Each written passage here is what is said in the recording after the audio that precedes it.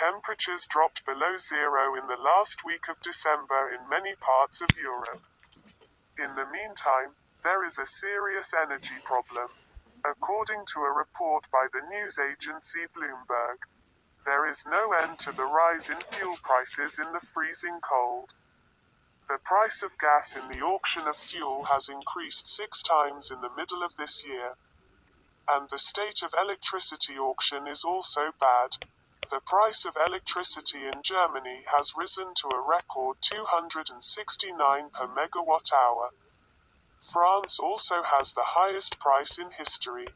According to S&P Global Platts, the baseload price of electricity in the UK on December 22nd was around SAR 438 per megawatt hour, which is 33% more than at the beginning of December. Electricity prices in the Netherlands hit a record 408 on December 21st. According to a Bloomberg report, infections of the Omicron variant of the coronavirus have increased in Europe just before the annual holidays, which has further increased inflation.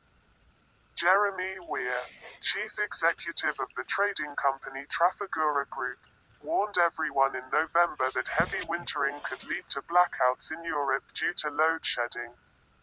The French power company Électricité de France SA has announced that it is shutting down its nuclear power plants, which supplies about 10% of France's total nuclear power. As a result, there is no other option but to increase the dependence on gas. At the beginning of the winter, however, gas stocks in Europe contained only 80% of the gas. Meanwhile, geopolitical rivalry with Europe over gas imports from Russia continues. Energy traders believe that with less demand for liquefied natural gas or LNG in Asia, Europe may be able to meet its own energy needs with LNG. However, LNG shipping from Asia to Europe may have to wait until January. Wind power plants in Germany, France and Britain will also continue to generate less electricity due to lower wind speeds in Europe.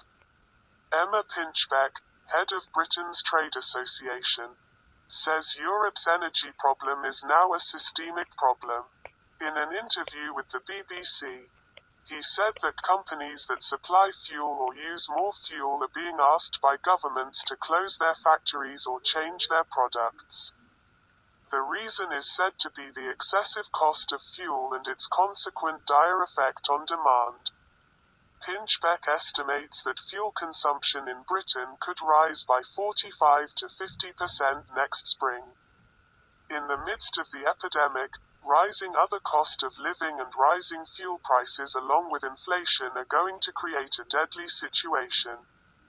He called on the British government to intervene by cutting taxes on fuel and VAT, saying the whole issue was a systemic one.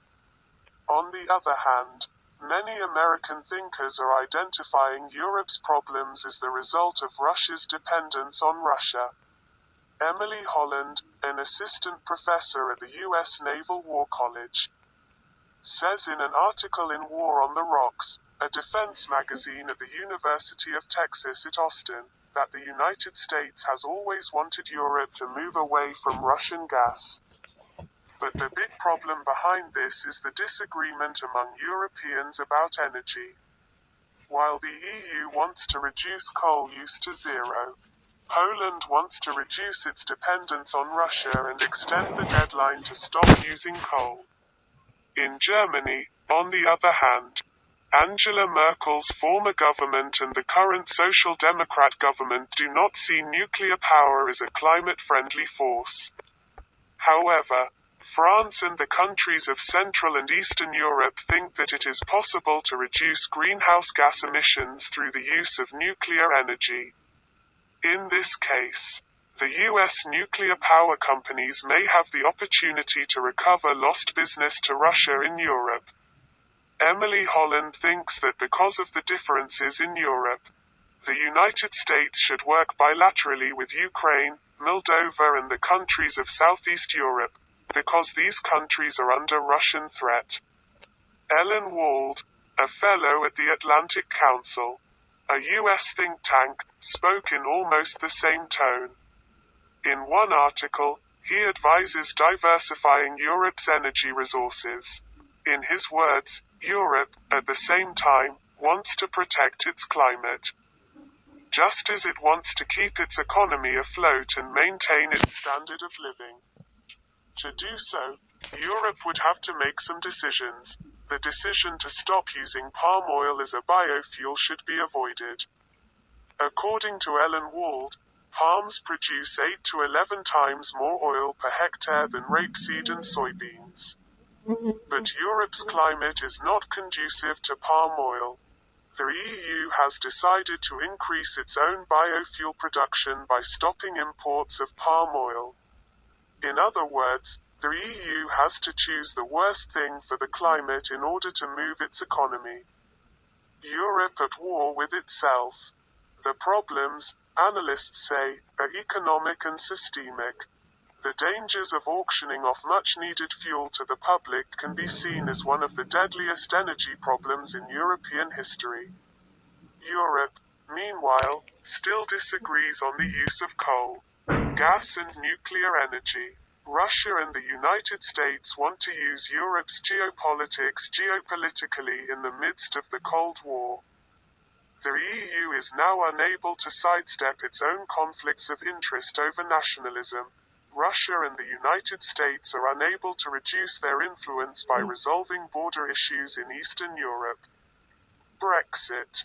The mismanagement of the coronavirus, the rise of right-wing nationalism and their own disunity in the wake of economic inequality have put the EU's goals in question. What the EU was created to solve the problem, or to give birth to new problems.